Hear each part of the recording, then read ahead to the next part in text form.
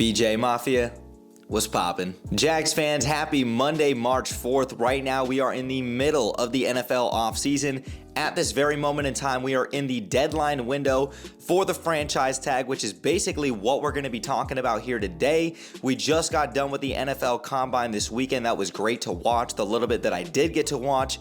And also, we've got the NFL Draft to look forward to next month, which I know that all of us, including myself, are very excited for. I took a little bit of a 3-week content break. I went to Utah. I've been working my ass off with all of the work that I do with the Orlando Magic. I know you guys be seeing that work. But I'm back here talking some Jags football, and we're going to get the ball rolling yet again for the NFL offseason, and specifically with our Jaguars. But before I go ahead and get into today's video, talking about free agency, if you guys please could, go ahead and drop me a thumbs up. Hit the subscribe bell to stay tuned for more Jaguars content that I do here on YouTube. And make sure that you guys also go ahead and follow me on my socials, especially on Twitter. I'm very active and I'm on there every single day. The link tree will be in the description down below, so you guys can go ahead and check that out. But Jags fans, let's really talk about Calvin Ridley and Josh Allen, the two hottest topics for the Jaguars as of right now. But we have to discuss the offseason dates that have actually led us up to this point. So go back 2 weeks ago to February 20th. Teams may begin designating the franchise tag to players, and it must be done by 4 p.m. Eastern on March 5th. That is tomorrow at 4 p.m. Eastern. And the Jaguars still have not utilized their franchise tag on either Calvin Ridley or Josh Allen. I don't know what the hell Trent thinks he's doing.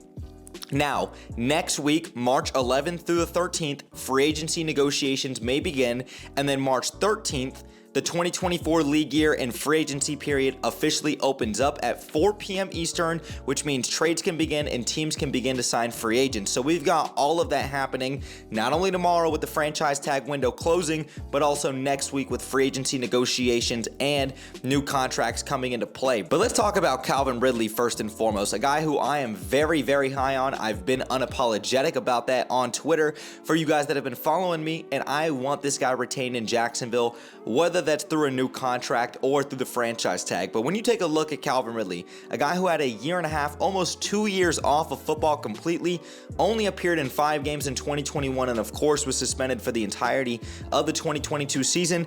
His first year back to football, his first year in Jacksonville, he put together a very solid season in his first year back. 76 receptions, 1,016 yards, and 8 touchdowns. Now I understand, were there some moments where he had the drop balls, and those were loud drops in critical moments of the game? Yes, there were, but that's going to come with some rust, and it looked like towards the end of the season, he really started to pick it back up, and you could see that there was some chemistry and continuity with Trevor Lawrence really coming into play. Now, I want to read a quick report from Jeremy Fowler of ESPN when he talked about Calvin Ridley, and he quoted, "The Jaguars very much want to re-sign Calvin Ridley, who had a good experience in Jacksonville, but they know it'll be tough if he reaches the negotiation period, which begins on March 11th. The expectation is he will put up a rather gaudy number on a per-year average. Teams see elite ability there." Like I said, I want to re-sign Calvin Ridley. I think he should be retained, but I'm not the one making decisions.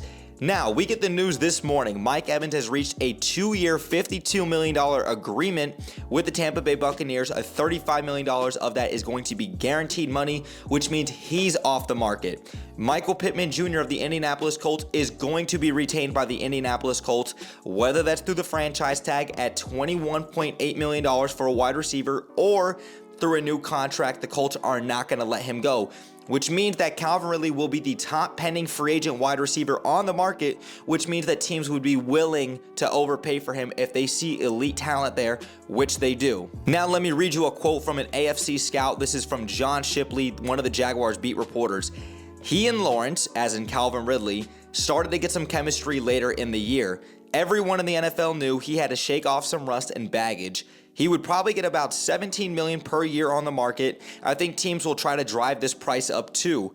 A lot of teams are still upset at what the Jags did with Christian Kirk, but I think that nonetheless, what the Jaguars are doing right now with Calvin Ridley, when the Jaguars desperately need another wide receiver on the outside across from Zay Jones or whoever it is that you want to put on the outside, because Christian Kirk's coming out of the slot, you need that type of receiver that can be a game changer, and I know Calvin Ridley can be that. I understand the concerns. I understand why some fans are hesitant with that, but for the most part, when you take a look at what the Jaguars desperately need, and in order to make Trevor Lawrence successful outside of an offensive line, outside of coaching, you need him to have that alpha wide receiver, and they need that with Calvin Ridley. At bare minimum, they need to franchise tag him $21.8 million, but I would be willing to give him a new contract somewhere around that $17 million mark annually, like stated by that AFC scout.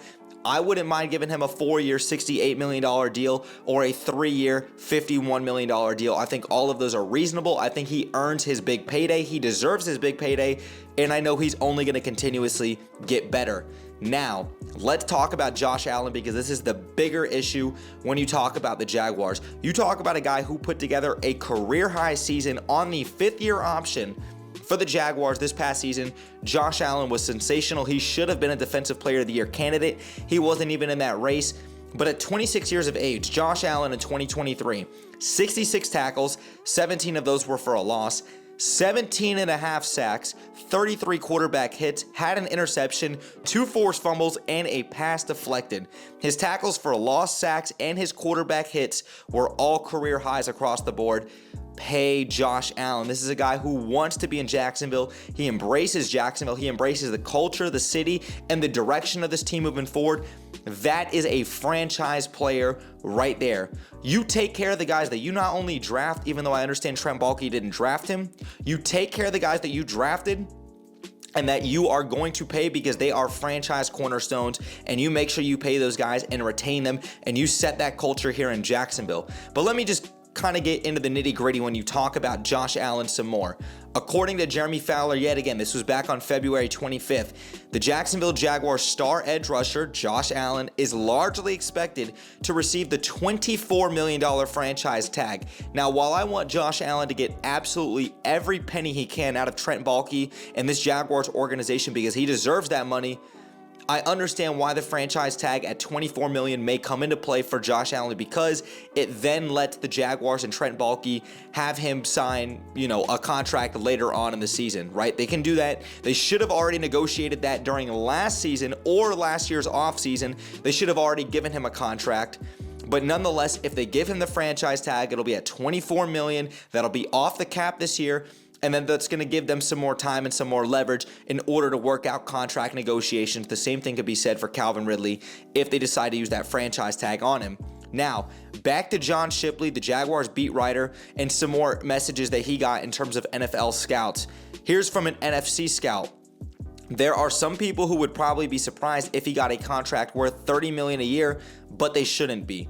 He would be able to name his price if he was a free agent, and the Jaguars know it. Trent Baalke may not love him considering Trayvon Walker is his guy, but Allen has had them backed into a corner now. Now let's go to another AFC scout who talked about Josh Allen to John Shipley. He's the best pass rusher on tape who we played last year, and that list includes some all-pro guys and guys who make a lot more money than he does. He shouldn't make less than the guys in Chicago, Montez Sweat. And for example, Montez Sweat signed a 4-year, $98 million contract. Josh Allen should absolutely get north of $100 million. I'd be willing to pay him $120 million because Josh Allen deserves that type of money. And I just really want to drive home the point with Josh Allen that the Jaguars should have not only paid him last year in the middle of the season during contract negotiations when they could have extended him, they should have just paid him last season before the market value went up. He was on a 5th-year option before week 1 even began at Indianapolis. The Jaguars should have paid Josh Allen, and you would have been paying a significantly cheaper price because now that he had 17 and a half sacks and he put together a career-high season across the board, of course, the market is going to go up, and that means you're going to have to pay him more. Now, I understand that there were some Jags fans that were a little bit hesitant about the idea about paying Josh Allen because he hadn't produced yet. He's had an up and down career since his rookie season, but he got back to an all-pro level type of guy that we know he can be, and he's only going to continue to ascend. Just pay Josh Allen his damn money, Trent Baalke. But kind of moving off of Josh Allen and Calvin Ridley now, I want to talk about the Jaguars and them being able to extend other guys on the roster.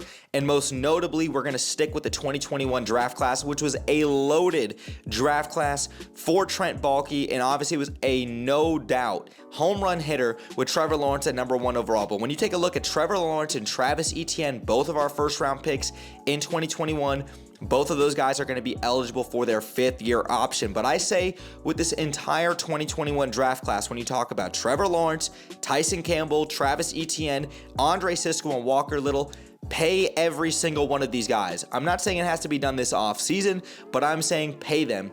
Like I mentioned earlier, when you draft guys and they are cornerstone pieces or they are legitimate starting caliber players in the NFL, you absolutely reward these guys who have improved and you pay them. Absolutely.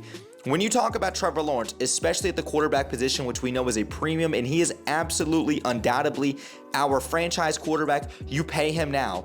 You pay him while he's going into his 4th year before the market continues to drive up, because when it comes to quarterbacks, you know that those guys are always going to be the next highest paid guys. I'm not saying Trevor Lawrence has got to be the highest paid quarterback in the NFL, but if you give him a $45 to $50 million deal right now, he's absolutely going to make that value look incredible 2-3 years down the line, because the highest paid quarterbacks then are not going to be getting paid $45 to $50 million. They're going to be getting paid $55 to $60 million.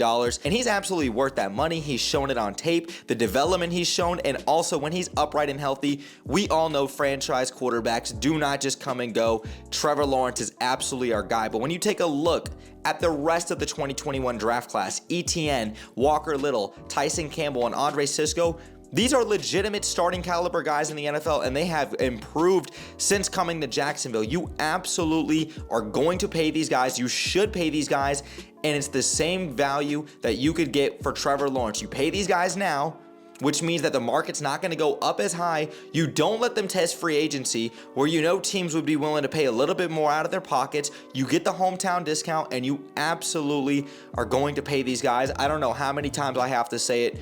Just get the job done. I'm not saying it has to be this offseason, but pay these guys what they deserve. Jags fans, that's really all I have to say for this video. I had to get all of this off my chest. Watching Trent Baalke absolutely sit on his ass these last 2 weeks, not using the franchise tag, not cutting anybody, or not making any kind of moves has really had me questioning what the hell he's going to do this offseason. And of course, we're still going to continue to monitor this. I will keep you guys updated on the franchise tag, and we will make sure that we cover this as soon as all of the news and information comes out. Tomorrow, 4 p.m. Eastern, the franchise tag is closed and that window's closed.